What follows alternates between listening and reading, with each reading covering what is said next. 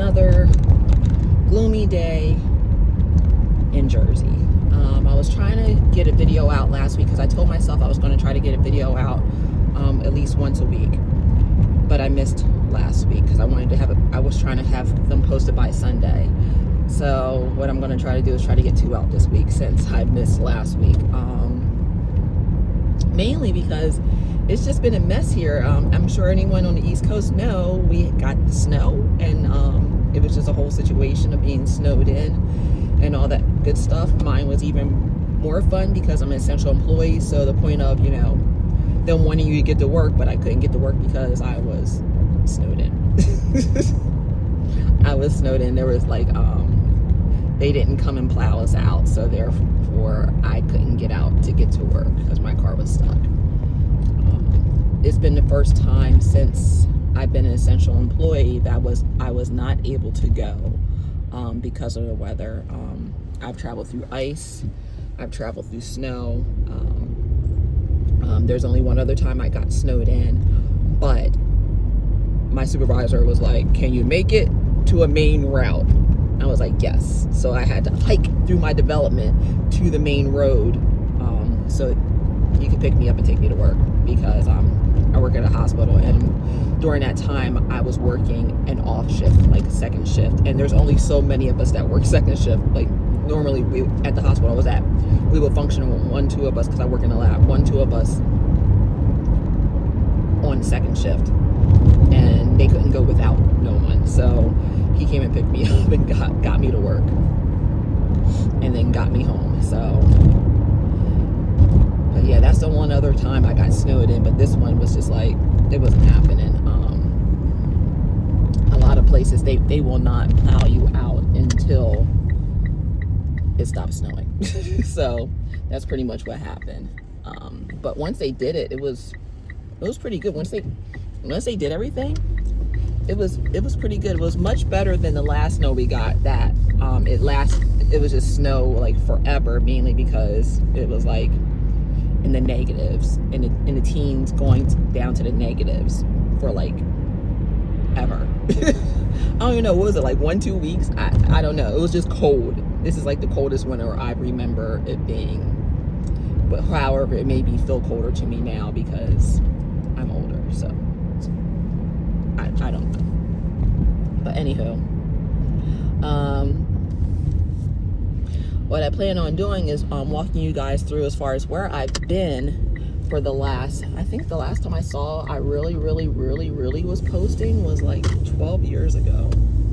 12 years ago. And I really think I stopped posting a whole lot because I felt like the hair stuff was becoming, as far as the natural hair, as far as taking care of curly hair and all this stuff, was becoming like repetitive, like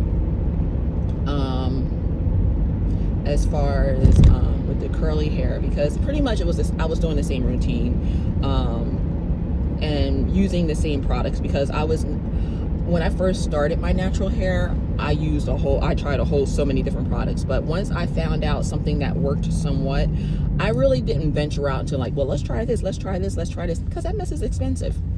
I'm all about cheap hair care. I want my hair to look good, but I don't want it to be expensive. So that's that part. I probably did miss out on the fact, as far as at one point I did have a whole entire straightening hair routine that I did that was pretty good. I don't know if I posted that or not. I gotta go back in my videos and see. But I had a whole entire routine as far as how I got my hair straight, like straight with no like heat damage, because I couldn't go, like if I went to a salon to get my hair blow dried and straightened, they would blow dry my hair and be like, what the hell were we supposed to do with this? And it never came out how I wanted. I could only do it. And sometimes like I didn't want to have to straighten my own hair, because you just don't feel like doing it sometimes. I want to go somewhere else to get it done, and they couldn't do it as well as I did with all the money that I was spending. So a lot of times I just did it myself. But anyhow, I digress. I'm on a totally different subject. But where have I been? Well, we're going to start back from like 13 years ago. Like I said, I was doing the hair blogs, but then at that point I was just living life. during that time, I had lost weight. So most of my stuff is like going to be around weight gain, weight loss, fitness, and just trying to get my mess together as far as life is concerned. And things that I've learned about myself in that process. So like about 12, 13 years ago, I was going through, like, I would go through weight gain, weight loss, weight gain. It was like yo-yo back and forth. So at one point, I started dating someone way back then that was like really into working out, as far as like not working out, but they were boxing. They were a boxer, and they would run all the time and everything else. So now I was looking like that would be cool to run, because I've never been a runner. I was looking like, I don't know how to run. I don't know how to run at all. So I was like, I want to be able to run. And I felt like running would help also with, you know, me getting in shape as far as weight loss and everything like that. So I started running with the intention of doing a 5K, because I was like, I want to do a 5K. So I started the Couch to 5K program, which I want to point out is an awesome program. If you want to learn how to run, do the Couch to 5K program. It's an awesome program. So I did that program to the point where I was like literally running like 3 miles, no problem. I could do it. I was mainly training on a treadmill in the gym, which gives you a lot of grace versus running on the road. So I was doing training in the gym as far as running and everything like that. I signed up for a 5K, couldn't do the 5K because a situation happened with family and I had to go take care of that, so I missed out on my 5K. But I was still determined I was going to do a 5K. So at that point, I had only been running in the gym. So I was like, I'm going to start road running on the road or whatever else, because I never really ran outside in the elements. I've only did the gym. So I started running outside on the road. Well, the road doesn't have the same buoyancy as the gym does on the treadmill. So as I was running for a while outside, my ankle started hurting bad, where I couldn't, like, it just was not happening at all. So I went to the doctor, and they were like, yeah, you got tendonitis in your ankle. So, and who knows, I probably wasn't wearing the proper running shoes. But like I said, I was just running. I wasn't looking into like proper running shoes or anything like that. I was just running. So like I went to the doctor, and they're like, you have tendonitis and everything else. Like, it was sort of walk or anything. And so they gave me like an ankle brace to put on, you know, my ankle or whatever else to help support it. So I'm looking like, okay, so I rested off running for a little bit, just, you know, to try to get it to heal up some. So I went back to try to run, and I realized I really can't, like, without it starting to throbbing, hurting, even with the brace on, even inside on the treadmill, even with proper shoes, I couldn't run over a mile. Like, I could not run over a mile whatsoever. And I'm sure the weight that I had on my body probably was not helping at all. I can't even remember how much I weighed at the time, but I just knew I was at a decent weight. Not like heavy, like, but it was enough that my joints noticed a difference or whatever else. So the running, okay, we can't do that as far as what we're planning on doing. So I started doing research or whatever else, and this is like back in, like, I had to go back and look in all my pictures and everything else, and I'll actually insert pictures in the video. So like back in 2013, going into the new year, I was like, new year, new me, I'm going to get in shape. So I was on, I don't know where I found it at, but I found something as far as about bodybuilding and everything else, but it was like bikini category. Anyone that doesn't know anything about bodybuilding has different categories. Bodybuilding has bikini, figure, physique, and women's bodybuilding, and now they actually have like some kind of fit model, which is underneath bikini. But at the time when I started, they didn't have the fit model one. They had bikini. Bikini's pretty much, you're really small. You're small, but you have some kind of muscle tone, but it's not anything like really distinct. It's just like, you know, a little bit of something. And then you have figure, where figure has, which is my favorite shape. You have like a wider back, like defined shoulders. The muscle tone is there, but it's not like striated. The legs, which mainly the leg part is where figure is not good for me, is the legs is almost like you're like an X and then you're like going down like this and this. So that's kind of like figure, and that's what I ended up in at the end. But I started in bikini.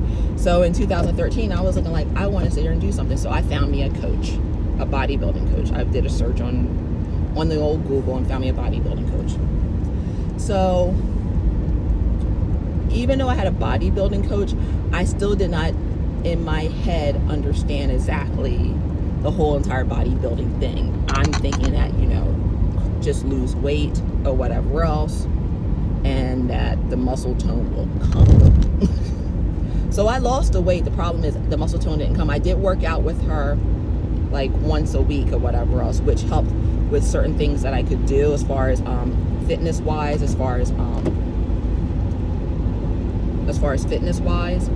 like I learned some movements as far as lifting weights. But my first competition, I lost the weight, but I was like a skinny fat, if you know what I mean. I was skinny fat. Like I was skinny, but I didn't have any muscle tone.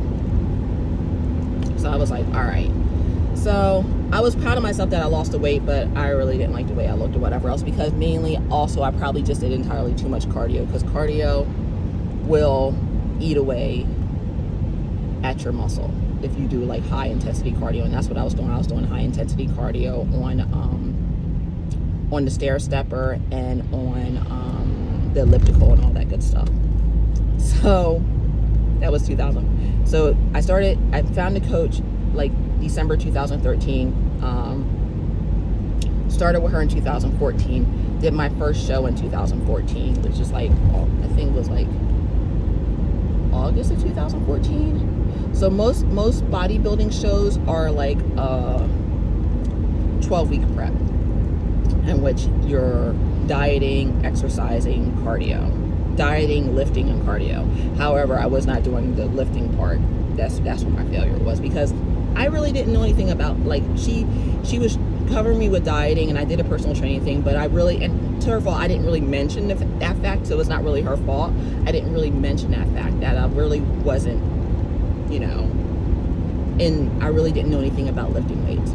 So I did the first show, 2014, bam, done. So I was like, okay, that was fun. I was like, maybe I'll do another show in 2015. Well, during that time frame, as far as when I was like, okay, I need to start going to the gym more and lifting, I was going to this one gym in which I started coming across more people that lifted weights. So you get like a weightlifting community or whatever else. So during that time frame, as far as the weightlifting community, I came across another girl that a friend of mine introduced me to, who also did bodybuilding coaching. So I was like, cool, because the problem with let me go back. The problem with me coming out of this show in 2014 is that I lost the weight, but like after the competition, there wasn't like a what they call I can't even think of the word now. As far as I can't even think of the word. Oh my God, I can't think. As far as after you're done with the competition and now you have to learn how to eat somewhat normally, where you're not going to regain the weight like that, but you're going to regain some weight, because usually bodybuilding is not healthy. Bodybuilding is the least healthy thing ever. So it's not healthy at all. So so you have to like learn how to regain the weight, because what's going to happen is if you don't learn how to regain the weight appropriately, what's going to happen to most people is you've lost this weight, you've been starving, you're going to eat a lot, And all you're going to do is put the weight back on really, really fast. And not only are you going to put the weight back on really, really fast, you're going to put extra on. Well, I was scared of doing that, so I was still kind of like eating the way I was eating during the show, which is not really good, mainly because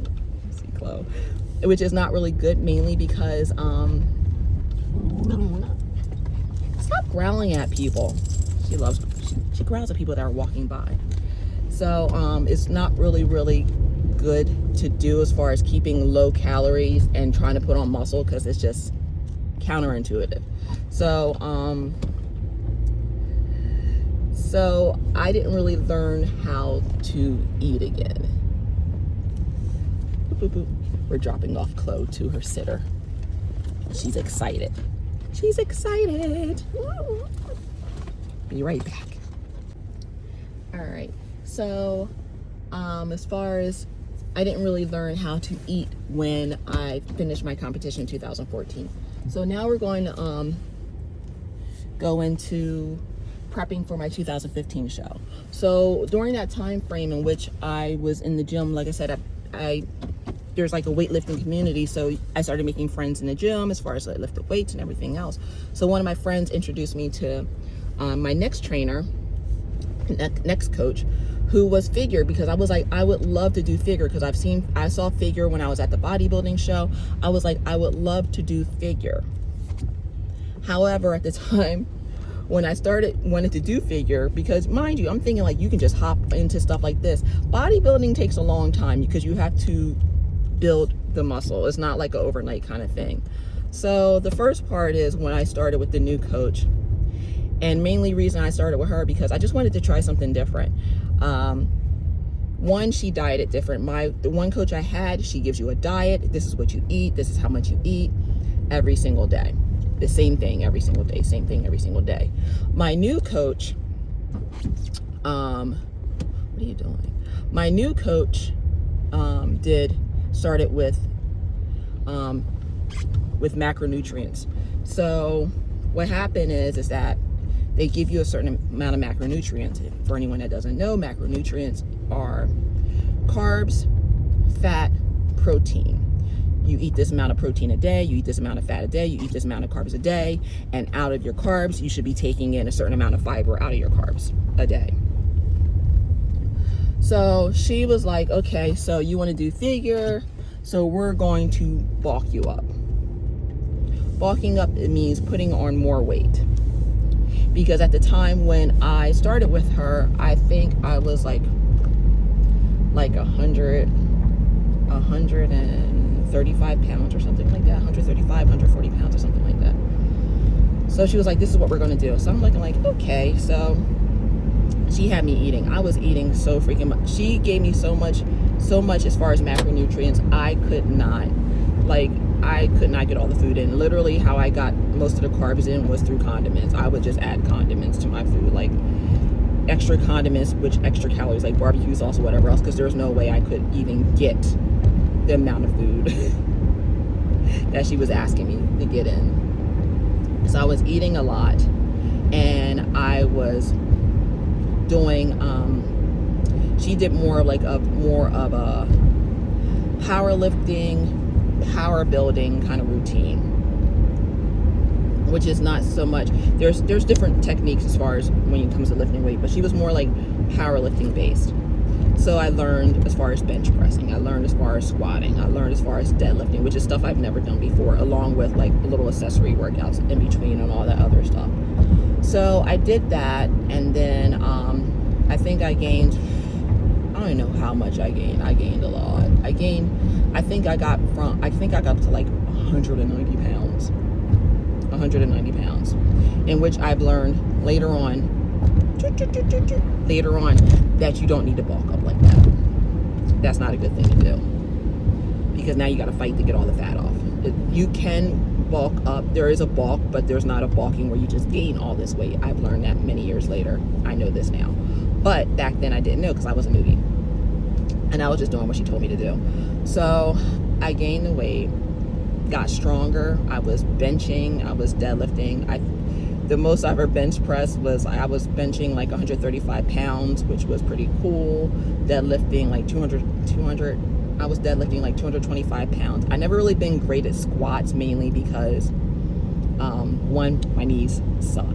Two, sometimes like I can squat, but I can't get down, mainly because it's just hard for me, because I have a long femur. Some people that have longer limbs, it's just harder for them to squat versus people that have shorter limbs or whatever else.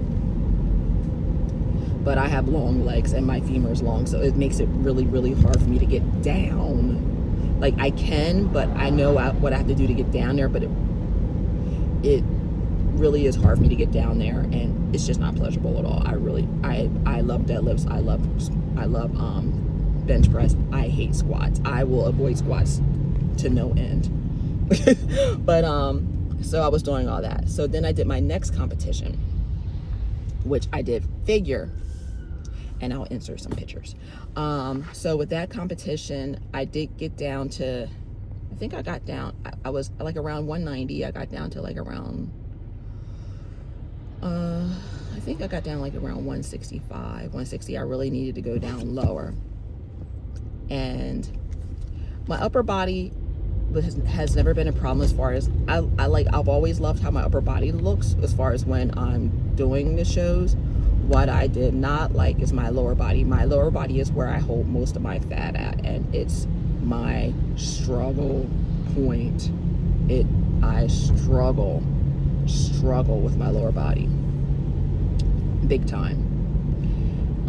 So like, I liked during that show, I liked the way my upper body looked, hated the way my lower body looked or whatever else. And also I can see in the pictures that not only did I not lose enough weight or whatever else, cut down for enough, but I could also see where I was almost like I was holding water. I could see where I was kind of like holding water. I could see where I was holding water at or whatever in the pictures. So did that show. So during that time frame, I learned a lot. I started dating someone that did bodybuilding. He taught me as far as how to lift. Like, he taught me so much, like so much. Taught me pretty much everything I know or whatever else. And I moved from the powerlifting kind of sort to a different type of technique, which is till failure. Like you do this exercise, you're going to do it. You're going to do all these reps until you burn out. Drop the weight down. Keep doing it. Drop the weight down. Keep doing it. Drop the weight down. So I did that kind. Plus, I still did some kind of strength stuff or whatever. So I alternated before, like, because I like the strength aspect, but I also like that other aspect or whatever. Because I learned from him, and then he also had a friend, and I learned from him, and he's like old school bodybuilding, and that's what he pretty much, that's how he trains as far as to failure. You do enough where you do enough weight where you can get a good 15-20 reps out of the weight or whatever else, heavy enough where you can get 15-20 reps out of the weight, and then you drop it down and you just keep going until you pretty much failure. And also, it's not just about throwing the weight around, it's about actually mind body connection, where you're actually feeling the weight. Like, I could tear somebody up with minimum weight if I just tell them how to like contract the muscle, whatever else. You'll be freaking sore as hell. You don't even need that much weight. But so I did that. So the next show I did, I chose to try to coach myself with everything that I learned. I liked the way I looked during the show. I could put on more muscle. I could have put on more muscle. I think the problem with that show was the problem with that show is it sucks coaching yourself, because you're looking at yourself. So you're looking like, it's really hard to look at yourself and figure out what you're going to do, because I'll be looking like, okay, I'll do this, but let me like, oh no, I'll do this. So I felt like I was changing up too much. But like I said, I did appreciate the way I looked during that show. However, I just feel like it was just, or whatever else. I just couldn't, it was just too much or whatever else as far as in my brain. But at that show that I competed in, I happened to run into my first original coach or whatever else. So I was talking to her and I was like, yeah, I want to do another show, whatever else. So actually I went back to her for coaching. We did the diet again or whatever else. But at this point also I understood as far as weighing out my food. I understood what I was taking in. I understood why she was doing certain things that she did and everything else. Versus before, when I was with her, I was a newbie. I knew nothing. So I did my next show with her or whatever, and in figure, and came out pretty good. Like I said, I'm still, my main struggle point is my lower body. That's just a trend in all of this. Is the main struggle point is my lower body. Just point blank. It's just a struggle point. So I did 2 more shows with her. I did one in, what is it? I did 2014. I did the first show with her. 2015 I did it with the other show. 2016 I did my own coaching. 2017 I did a show with her, and 2018 I did a show with her. 2019 I was looking like, I'm going to rest and try to put on more muscle and just do a rest, because I was doing like a cut and then gain weight back, cut, gain weight back for like all those years in a row. So I was like, okay, so I'm going to do 2019, I'm going to just do a rest. And which was going great, because I wasn't waking up, I wasn't training 2 times a day. I wasn't waking up at the crack of dawn to go do fasted cardio. I wasn't waking after I was at work trying to go lift weights. And then just the diet in itself, I was trying to even my body out, because along with that, while you're going through all these diet changes and drastic cuts and everything else, it does throw your hormones off. Like during that time frame, I really, like, the only time I got a menstrual cycle was like maybe like a couple times a year, mainly because when you're doing all the stress on your body, it messes up your cycles. I'm telling you that because this is foreshadowing. So I did that. So in 2019, I was looking like, I'm just going to take time. I'm going to try to put on more muscle before I do a show in 2020. So I was doing that, enjoying life, having a great time. 2020 comes, still enjoying life, and then COVID happened. Shut everything down. Shut everything down.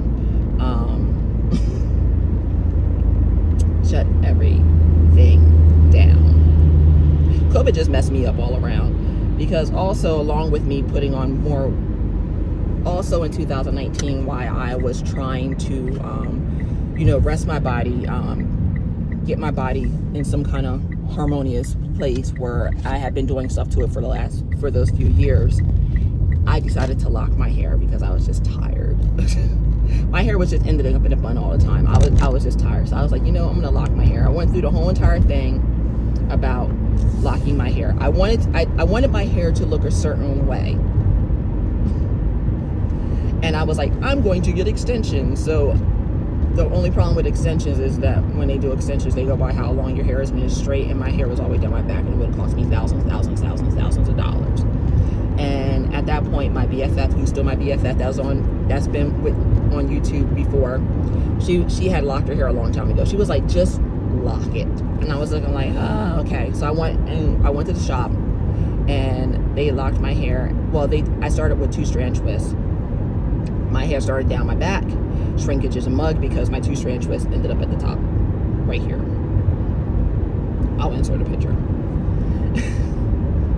But during that time frame, I also had shaved the side of my head, because, like I said, I was tired of my hair. So it was just a lot. So me thinking that it would lessen things up, I shaved the side of my head. Yeah.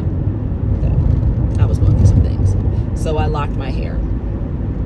I'm saying this because in 2019, all this stuff is going on. COVID happens, 2020. Shuts everything down. The first thing that jacked me up was the day before my appointment, they shut down salons. I locked my hair. I started my locks in July of 2019. I think July of 2019. And they locked, I think, my appointment, I had a couple appointments, and then my next appointment was in February of 2020. And like I said, the day before, they shut the salons down. So I'm looking like, oh my gosh, what am I going to do with my hair? So now I'm on YouTube trying to figure out learn how to retwist my own hair. On top of that, of course, they shut all the gyms down. So now I have no gym. I have no hair salon. And on top of that, it's COVID, and I work at a hospital. Yeah.